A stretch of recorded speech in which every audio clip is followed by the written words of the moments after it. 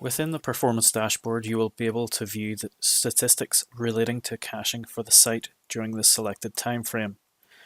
I will run through each section along with a description of what it is displaying. Again, the timeline can be adjusted in the top right corner.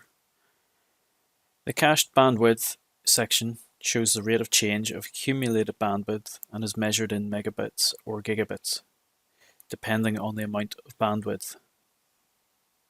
The accumulated saved bandwidth section shows the amount of bandwidth saved every time content was returned from the Imperva cache instead of from your origin server. The cached request shows the percentage of content returned to the client by the Imperva cache. You will be able to view the static only, which is the resources cached according to standard caching. The total cached is the total of all cached resources. For more details, please search for the cache settings on docs.imperva.com. The requests by data center section shows the distribution of requests according to Imperva POPs that handled them.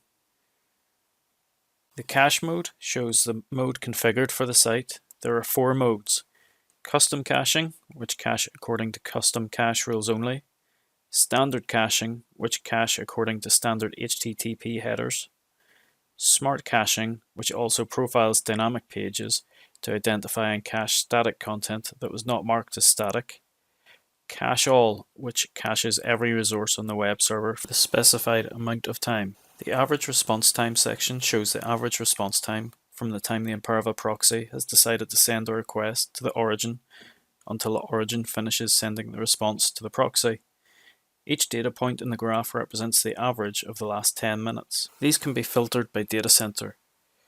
For more details on any of the information mentioned, please visit docs.imperva.com or community.imperva.com.